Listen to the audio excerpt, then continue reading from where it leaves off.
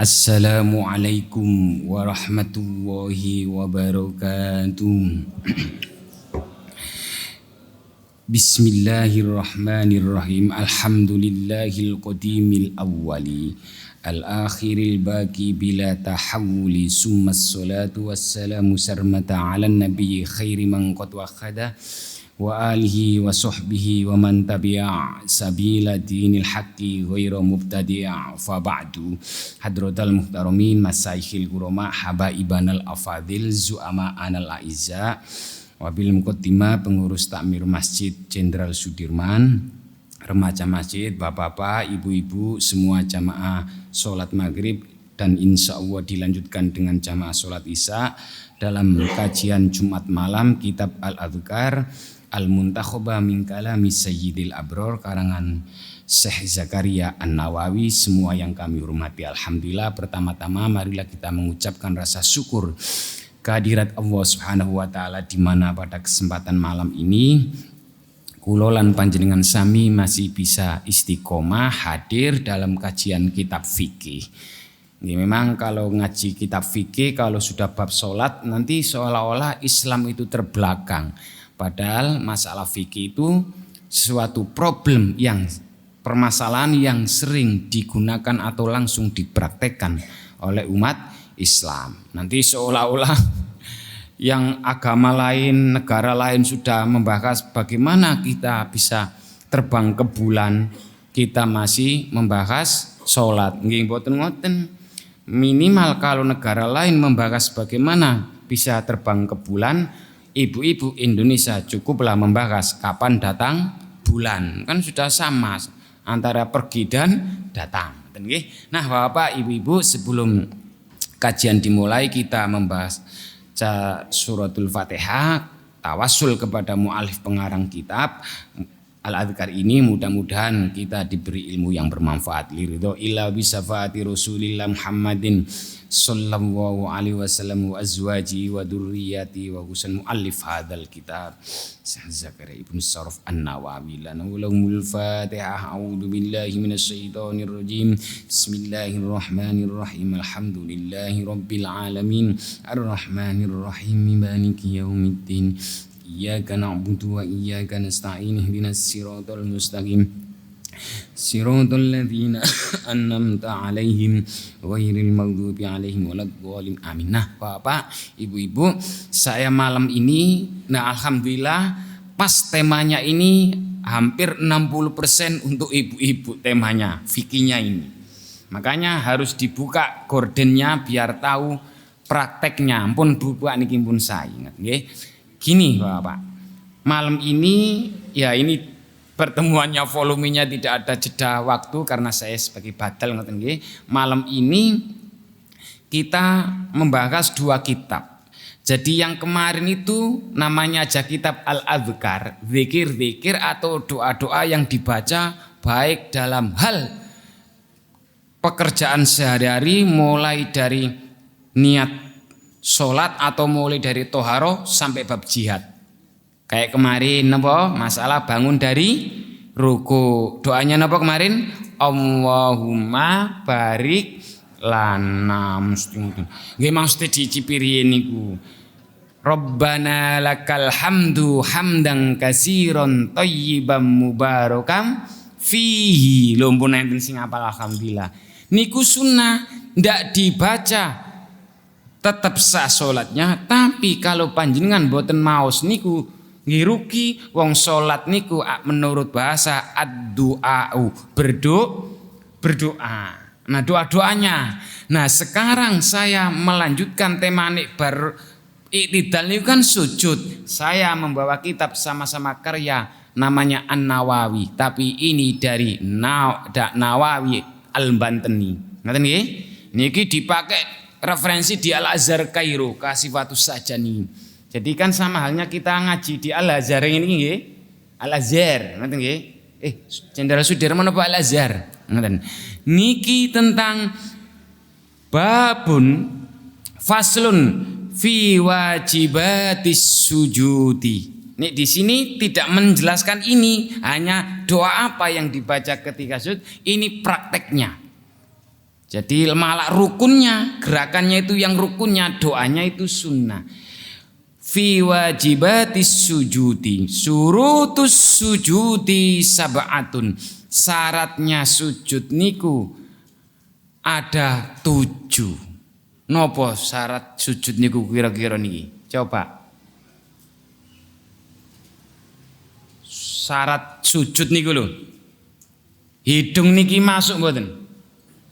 Boten sebenarnya mangkirin. Nah, lah kalau mencium gimana? Nggih tetep sah tapi mangkirin pun gesusu ngoten nggih sambil diicipirin.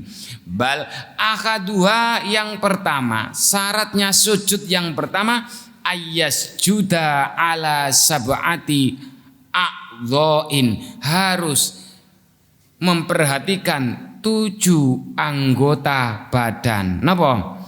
Pundak, lutut, kaki. Mboten niku lak nyanyian anak TK mboten niku.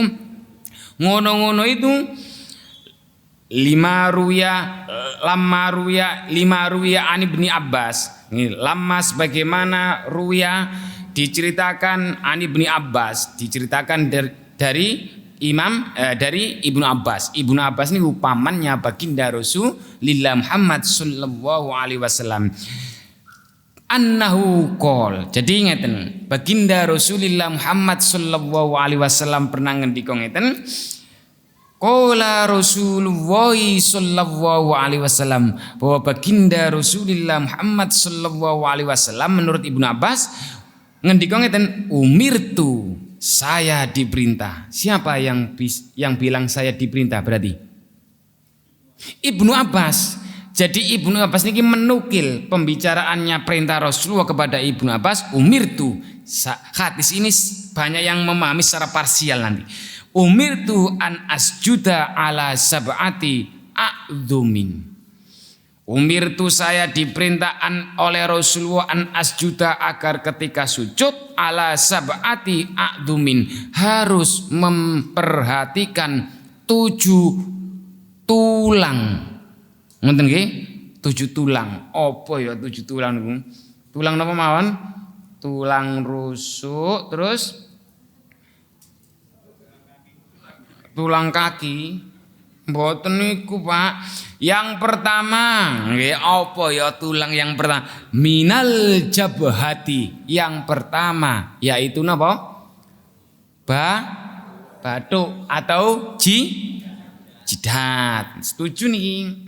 Bagaimana dengan kasus memakai mekena pedotan? Jadi yang harus diperhatikan apa? Batuk.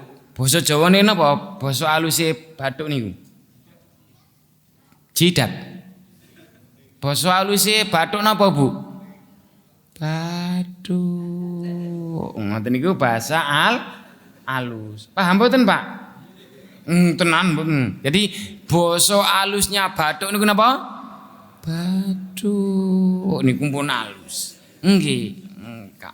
Terus yang pertama nggih, nanti kita membahas bagaimana ketika saya sholat pakai surban. Jenengan niteni kula jarang kula sholat, apa itu jadi imam nek pas Jumatan barang niku? Apakah jadi makmum? Ceramah aja jarang gini, paling pol niku ngeten, paling pol. Ngene kula pakai sholat, gawat mangkene telanjang ngelembre terus kula sujudi. Ngoten. Yang kedua, wal yadaini, 2 telapak tangan. Empun pinten? Kan ada 7 tadi. 1, 2, 3. Niki hadis lho niki. Warrukbataini, 2 lutut. Berarti pun berapa? 5. Wa atrofil qadamaini, dan ujung jari kaki. Makanya Bapak Ibu-ibu, saya ya enggak menyalahkan nggih, enggak menyalahkan langsung, barangkali belum tahu. Saya pernah sholat di sini ya karena telat, ada yang jari-jari kaki itu yang dalamnya enggak ditekan. Ngelentung ngeten, Pak, ketinggal mboten niki. Jadi harus ditekan, Pak. Ditekan. Niki nek kula angsal cerita sekedhik, kula niku pernah KKN. KKN pas ketika kula dijadikan imam di kelompok kula niku, kula salat ngeten. Ada orang yang jalan salat melihat kula nekuk ngeten. Kok penak Pak Ustaz mboten sakit. Padahal dia selama ini salat ya gini. Gini tuh sakit katanya. Berarti enggak terbiasa tadi. Nah, ini harus di apa? Ditekuk atau ditekan kayak setar ini. Niki kasus yang sering niku ketika sujud yang pertama. Ngoten nggih? Sujud yang pertama mesti ngeten. Nek sujud yang kedua menjelang berdiri kalau enggak pakai ikhtiros, duduk sebentar nih lho. Enggak bakal ku mau berdiri ngeten nggih Pak, enggak bakal nggih. Enggak bakal. Nggih. Niku paham nggih? Nah, niku harus ditekan, niki ibarat kaki dalamnya ditekan. Ternyata setelah diteliti, kayaknya sering saya sampaikan di sini, profesor di bidang saraf, S3-nya 2. Yo bidang saraf sendiri, yang ketiga, yang kedua S3 lagi menguji validitas hadis-hadis yang memuat masalah fikih diteliti. Kena opo kok harus, ternyata niku tidak membuat orang cepat asam aurat rematik, asam aurat. Lho niku pun olahraga niku. Oke. Nah, hadis ini Bapak Ibu-ibu dipotong. Berhentinya sampai di sini padahal masih panjang. Untuk mengantisipasi mukena pedotan atau napa niku laki-laki pakai surban, memang aman kalau nyampe di sini. Padahal hadis ini masih panjang. Enggak boleh memahami hadis secara parsial atau mistik. Ngerti nggih? Sepotong-sepotong. Sering saya sampaikan nggih Pak. Ayat Al-Qur'an aja kalau dimaknani, dipahami secara parsial, sepotong-sepotong enggak enak. Napa biasanya yang sering saya pakai contoh? Fankihu ma tobalakum minan nisa'i masna wa sulasa wa ruba. Ngerti? Maka nikahilah wanita itu 2, 3 atau 4. Shadaqallahul azim. Setuju Bu Ibu? Setuju. Mosok Ibu, mosok sing jamu Ibu nggih. Nah, hadis ini masih panjang. Jadi ngeten. Ibnu Abbas ngeten, saya diperintah oleh baginda Rasulullah Muhammad sallallahu alaihi wasallam ketika sujud harus memperhatikan 7 pertulangan. Nanti nggih? Yang pertama tulang sumsum. Ya, tulang sumsum. Bathuk enten tulangi mboten? 2 telapak tangan enten tulangi mboten? Nggih. 2 lutut enten tulangi mboten? Terus 2 jempol. Nggih, ini kapan sing dawa jempole nggih memang mboten napa? Nggih. Dalemnya jari-jari niki, ngeten nggih. Jari-jari kaki maksudnya. Di sini enggak menyebutkan napa? Hidung. Kula pernah melihat di YouTube, bareng ngeten niku. Ya sebenarnya hidung itu mboten nik. Oke, kita lanjut.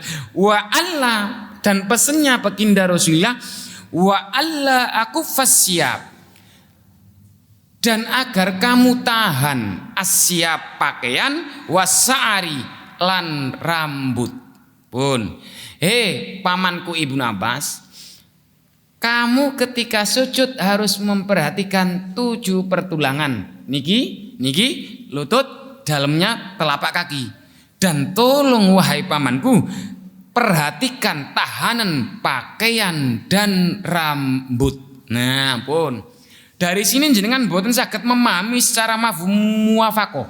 7 anggota badan niku ayo kita hitung. Tadi napa? 1 2 3 4 5 6. Mana di antara 7 anggota badan tadi yang dekat potensi bersentuhan dengan rambut dan apa? Pakaian. Kan ngeten, wa alla aku fasyabi was-sa'ri. Tolong pamanku tahanan rambut dan pakaian. Ditahan gimana ini rambut dan pakaian? Sing dimaksud kira-kira pakaian dan rambut yang mendekati 7 anggota badan niku pundi? Jidat. Nggih, mboten jidat-jidat nggih jidatnya. Karena apa? Enggak bakal pakaian yang namanya rambut berdekatan dengan tangan. Mosok rambut sampai ngeten enggak bakal. Dari sini bisa dinalar. Makanya mekena pedotan itu, Pak, saya enggak mengatakan enggak sah. Tetap sah. Tapi dalam konteks ibu-ibu Indonesia harus memperhatikan ketika jenengan sholatnya pakai mekena pedotan. Niki jangan dipotong di sini ceramah ini bahaya. Saya mboten membatalkan kelemahan mekena diri nggih urut. Kelemahan pakai mekena pedotan niku Pak dalam konteks Indonesia nggak bisa sama dengan wanita muslimah Arab. Karena orang Arab sana setiap hari nggak pandang bulu mau sholat atau nggak mau sholat tetap dalam kondisi pakai lengan panjang. Lah sakniki ibu-ibu nek pas sholat teng dalem pernah mboten kudu jujur lho jawabe lho Bu. Nggih. Pernah sholat teng dalem mboten? Pernah nggih? Nggih. Terus beda mboten ketika posisi mau sholat ke masjid dengan ketika sholat di rumah? Pernah mboten nek sholat teng dalem niku pakai baju panjang apa pendek? Pendek dijujurke malih lho nggih. Pendek niku kaos singlet niki napa pripun? Dijujurke malih pernah cuma pakai HB BH. Sahnya pakai BH tok bari pasane. Boleh dengan catatan pakai mukena terusan, mboten pedotan. Makanya survei membuktikan mukena langsungan itu tradisi budaya fikih Indonesia. Sehingga pas di tangan kena opo kok ada centel biar enggak demlorot. Oke? Jenengan siraku. Ngoten nggih? Ten. Nggih. Mana ya mekenanya ya? Ya untung pas pakai bawa sajadah surban sing mahal-mahal loh niki. Niki nggih. Niki jenengan dilala sholatnya pakai mekena pedotan.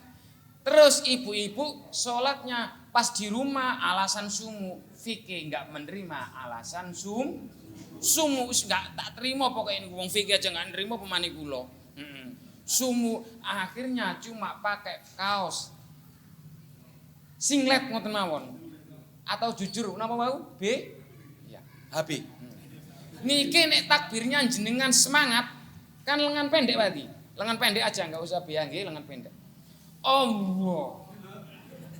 Andaikan di bawah ini ada orangnya, meskipun enggak ada orang, andaikan orang itu di bawah kok kelihatan, batal sholatnya.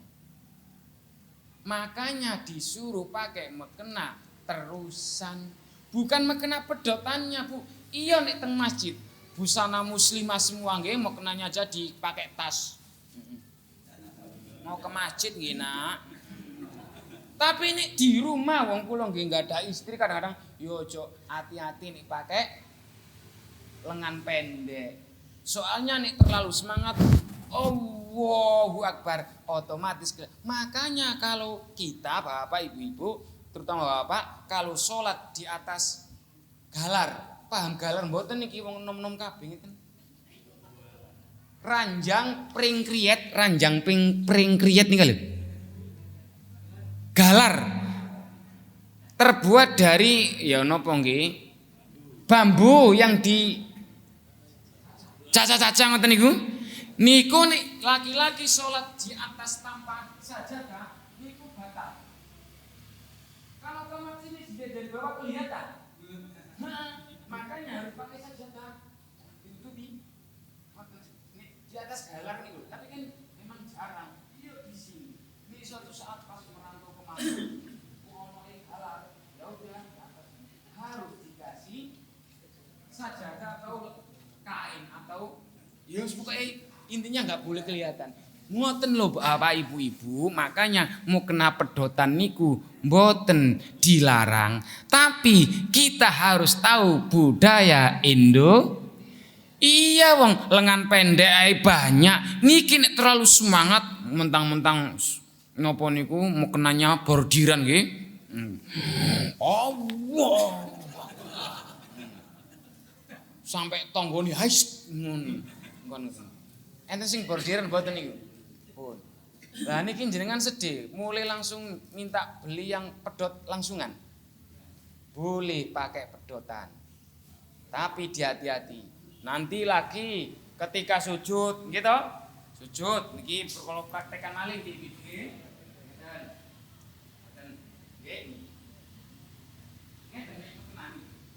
Niki nek mengacu pada hadis tadi, napa? Tolong pamanku tahan rambut dan pakaian. Ini yang dibahas. Sehingga sholat nopo pakai kopiah ala Indonesia, soalnya dia tidak gini-gini terus dia rambut. Memang mau sujud ini pertanyaannya ini berkira Allah. Niku buatan angsal aslinya. Makanya persyaratan sujudnya, syarat sujudnya laki-laki dan perempuan itu ya perempuan harus merapatkan. Bukan malah sujudnya perempuan itu harus dirapatkan. Ini bahasa hadisnya di kitab yang lain, dumma ba'du lahmin. Semua daging-daging kebumian. Apa itu daging-daging kebumian yang harus dumma dirapatkan? Tanpa daging itu bayi-bayi akan mati sejak bayi. Napa daging niku berarti? Kok mboten paham ya? Nggih pokoknya direpat niku fikih. Oke, paham niki. Saya pahamnya rada telat. Nggih. Jadi tolong pamanku jangan sampai rambut dan pakaian menghalangi. Oke, niku yang pertama syaratnya sujud napa? Harus memperhatikan 7 anggota. Yang kedua, antakuna jabhatuhu maksufatan. Batuknya harus terbuka. Nyambung boten dengan wau? Sama Pak. Mentang-mentang kula jadi syekh, ngoten nggih? Nggih, Syekh Muin atau Habib Muin Al-Bawah, nggih. Niki sorbannya niki kanan kiri pokoknya imbangnya sama, nggih. Wah ini dong. Terus kula sujudnya sampai blengser ngeten terus kula sujudi. Niki bagi laki-laki juga enggak boleh. Beda dengan sajadah. Kok ngono? Nanti ada karena saya tinggal sajadah enggak ikut. Ini bukan pakaian Pak ini. Yang diperhatikan pakaian yang menempel di badan. Ini bukan pakaian kok. Alas.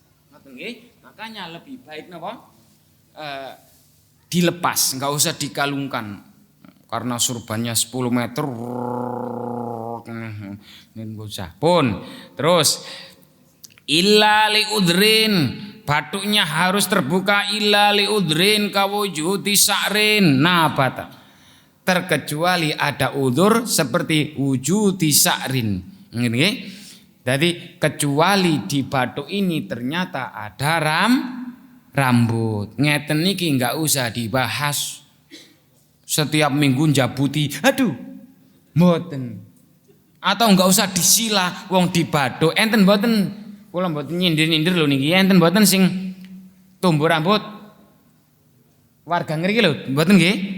Tapi pernah mboten jenengan melihat ada orang di sini tumbuh rambut? Ngoten niku enggak masalah. Soalnya sudah dari pabriknya sana sudah tumbuh rambut.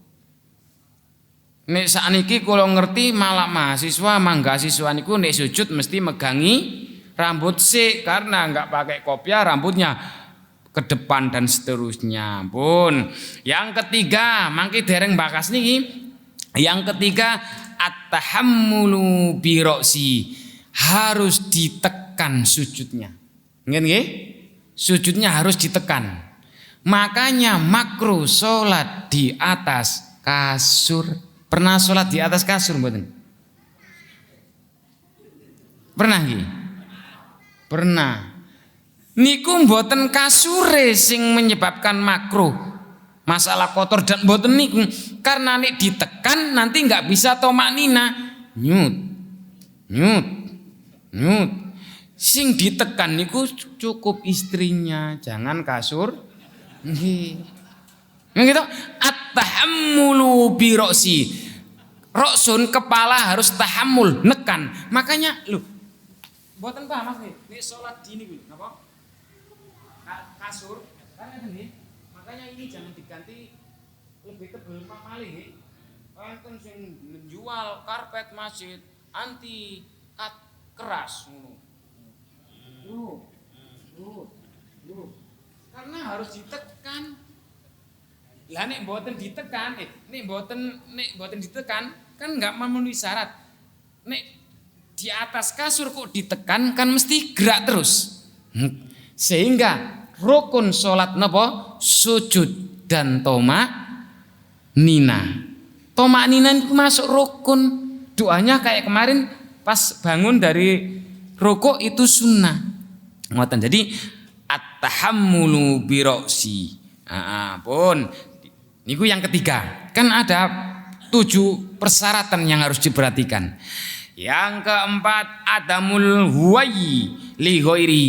Sujudnya itu tidak dalam rangka untuk merendahkan diri kepada orang lain yang ada di depannya. Pokoknya sujud ngoten mawon. Lah ini nih kapan kita sujud kok ternyata disuruh merendah karena diasumsikan merendahkan diri di depan orang lain. Iso-iso nanti melebar mboten besar. Kan nggak mau di belakang, mintanya di depan. Jadi tujuannya dalam rangka untuk benar-benar mengagungkan, memuliakan, membesarkan kemahabesaran Allah. Niku tujuannya. Yang keempat adamul wayli ghairi. Tidak dalam rangka untuk sujud kepada orang lain. Pokok niku ya murni hanya merendahkan diri. Kepala niku sing paling terhormat nggih. Paling terhormat kepala mboten. Dindlosorke lho. Kita dengan hayawan niku bedanya napa? Manusia itu nek berdiri berarti yang paling atas, yang paling dimuliakan.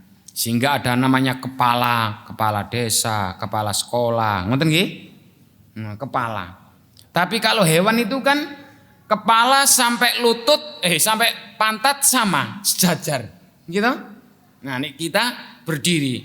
Kalau sudah sholat semua harus merendahkan diri. Pun selanjutnya persyaratan yang kelima ini. Allah yasjuda lani agar engkau tidak bersujud wahai pamanku. Kamu jangan bersujud wahai pamanku ala sayin atas sesuatu yataharraku bi harokati. Sesuatu itu kalau kamu gerak, sesuatu itu ikut gerak. Paham betul niki? Pamanku, syarat rukun yang kelima sujud agar paman, ini pesannya Rasulullah kepada pamannya Ibnu Abbas, agar paman tidak sujud kepada sesuatu yang sesuatu itu ketika paman bergerak ikut bergerak. Nopo kira-kira? Sajadah, mboten.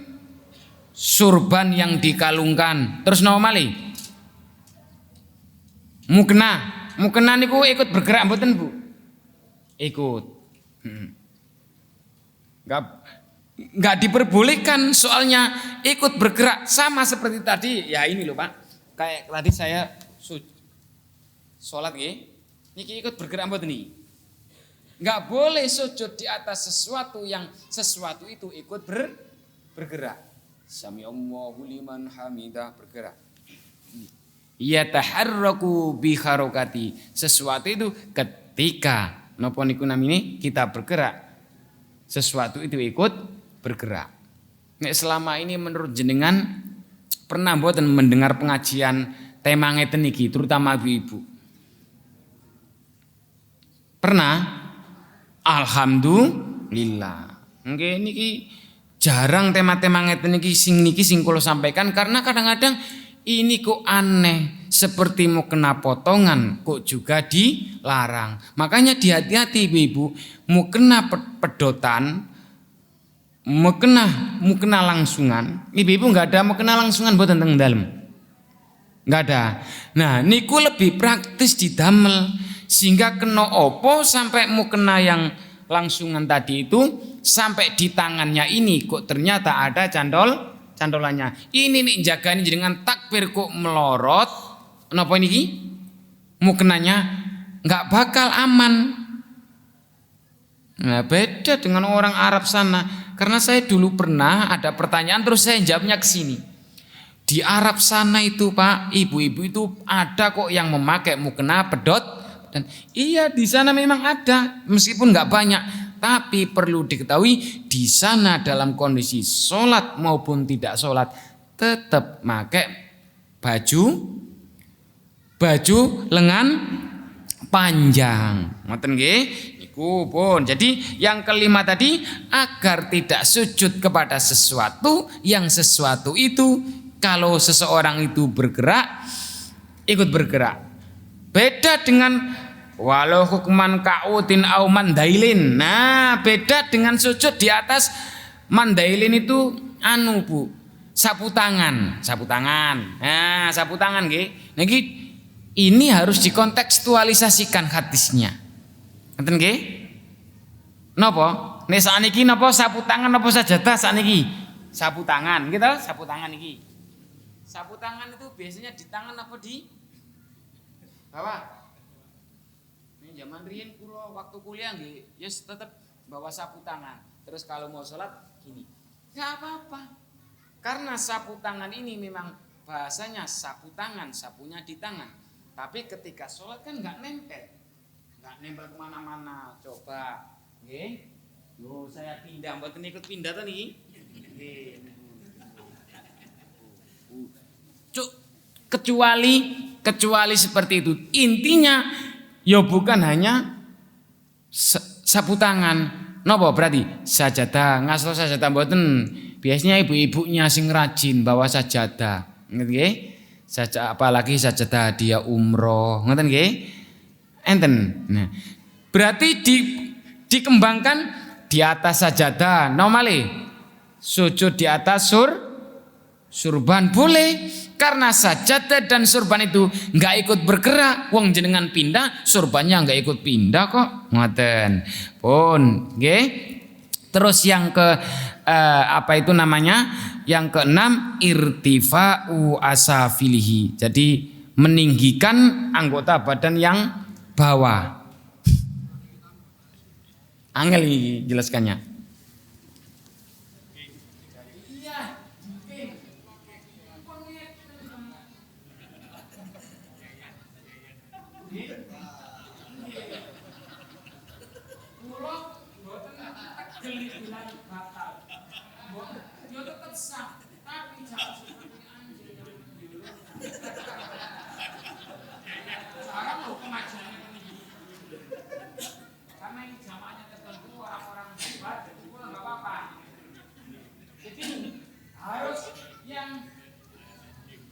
Yang bawah ditinggikan, bahasa Inggrisnya mau gejengking, ini sudah beda. Ibu-ibu itu nggak boleh gini, nggak boleh gini. Ibu itu harus ngapet. Ini baru dumma ba'dulah nih. Sebagian daging kebumian harus dirapatkan. Nah, paham nggak kebumian sekarang? Nah. Tanpa tadi itu bayi-bayi mati waktu lagi salah. Iya enggak ini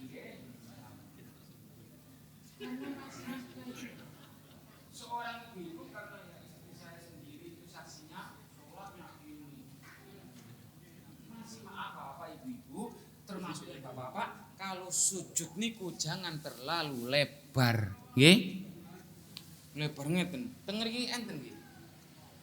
Kula pernah khotbatan putih nggih salat tahiyatul masjid sampai minggu kula karena kanan kirinya sudah keduluan sujudnya begini. Karena saya saya begitu akhirnya saya minggu.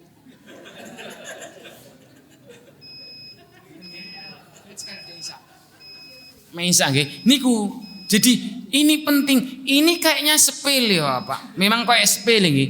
Tapi ya sebenarnya penting. Jadi usahakan jengking, jangan delosor ngoten nggih. Niku nek diteliti ya Allah, Bu. Banyak hikmahnya. Sing neliti niku Dr. Muhammad Soleh. Jenengan lacak kiambak di bukunya ada orang guru besar UNER tapi S3-nya juga katanya di apa itu namanya? UIN Sunan Ampel juga. Meneliti hadis-hadis fikih yang kenapa salatku harus begini, tegaknya begini, rukunya begini. Ternyata pakar saraf diteliti ada hikmahnya semuanya. Nek salatnya apik, nggih, terutama wau ketika napa sujud memperhatikan 7 anggota badan ada 7 persyaratan. Yang pertama memperhatikan 7. Ngoten lho Pak cerita ini. Jadi 7 di antara 7 ngoten. Dadi seolah-olah ono 14. Jadi yang keenam persyaratannya harus meninggikan bagian anggota badan asafal. Asafal itu yang bawah. Insya Allah teng mriki empun sae-sae. Senajan nggih sujudnya nggih rukunya. Jadi ngeten. Ada juga yang ketika sujud gini Bapak. Kita juga jangan terjebak hadis Rasulullah ketika sujud kelihatan ketiak jubah putih. Iya, karena Rasulullah posisinya jadi imam. Lah kalau kita loh posisinya makmum koyok tiru-tiru gininya kelihatan. Ngoten nggih? Mau mboten sikut-sikutan. Karena posisinya jadi imam. Kalau kita yang antar makmum ya enggak harus dibuka sininya itu enggak bisa. Ngoten nggih. Terus wasabiha karena sudah mendekati Isya. Yang ketujuh alhamdulillah kirain tadi enggak sampai. Ini kapan enggak diselesaikan satu pertemuan. Nanti kuatir pemahamannya jenengan sing iso bingung salah sing dosa mangke kula. Yang ketujuh at-tomakninatu. Harus tomaknina. Tomaknina dalam sujud ini ada hubungannya dengan at-tahammulu birosi. Harus ditekan kepala itu. Makanya makruh sholat di atas kasur spring bed. Spring bed apa spring kriet? Nggih. Katanya informasi terakhir menurut teman-teman sini, ibu ini katanya spring bednya model 2 khusus malam Jumat itu pirnya yang khusus malam Jumat. Karena ada ibadah kiku mau. Jadi niku Bapak. Jadi kesimpulannya disimpulkan mboten pun azan gini. Khotimatun jadi ngeten. Ikhtitam. Khotimat itu ikhtitam. Ada a'dha'us sujudi sab'atu. Anggota sujud itu ono 7. Al-jabhah, bathuk al-jabatu. Bathuk napa wau? Basa alusnya? Aduh. Iki bathuk Pak. Yang kedua butunul kafaini. Dalamnya telapak. Mangkane di sini enten mboten? Enggak boleh menggenggamkan. Soalnya di hadisnya itu kalau kamu mau berangkat naik, maksudnya dari sujud ke berdiri, menggenggamlah seperti wanita sedang membuat adonan roti. Adonan roti niku penafsiran ulama. Ulama aja enggak ulama muktabaroh. Nggih, enggak ulama yang jadi itu buatan ngoten Pak sebenarnya iku mumpung ingat. Jadi itu maksudnya begini, kalau kita mau sujud, mau berdiri kan sudah tua. Sepertilah seorang yang tua renta mau sholat berdiri, carilah pegangan. Ngoten hadisnya nih, yang buatan tengir kita tapi ada temanya. Sehingga ngambil tarian boleh di dalamnya diparingi antol gitu, kayak pintu handle pintu rumah itu loh. Lah niku baru bener. Tek. Nah. Napa tumpuan. Mboten ngeten, Pak. Nggih, mboten ketika kamu bangun dari sujud yang kedua, berdirilah seperti wanita yang membuat adonan roti. Jere sapa adonan roti ngene? Enggak. Niku ngeten. Del. Nah, kayak adalah mengambil tarikan. Ngoten lho sing bener iki. Nggih. Oh. Teng mriki mboten enten katuse. Ngoten. Sing bener niku malah ngeten, Pak. Nah, ngeten. Jangan ngeten sehingga ininya ada yang hitam. Saya tahu. Ini deh. Karena dipakai gini terus. Padahal yang bener gini. Nah, setelah berdiri iftiros tarikan tek. Nah, niki malah boleh. Tapi setiap pojok-pojok dikasih nggih jagan-jagani sing sepuh. Niku. Pun nggih ngoten terus pun terakhir kuwi terus yang ke mana tadi re? 1 2 3 4 5 rukbatani 2 lutut. Ayo nek sujud sing bener pripun? Sabar nggih. Sujud nek mau sujud lutut dulu. Nggih. Nek dibaca terus niku. Baru gini. Nah, kalau mau berdiri narik dulu baru berdiri. Makanya harus pakai tarian nek pun sepuh. Ini nek langsung tangan medeni, Pak.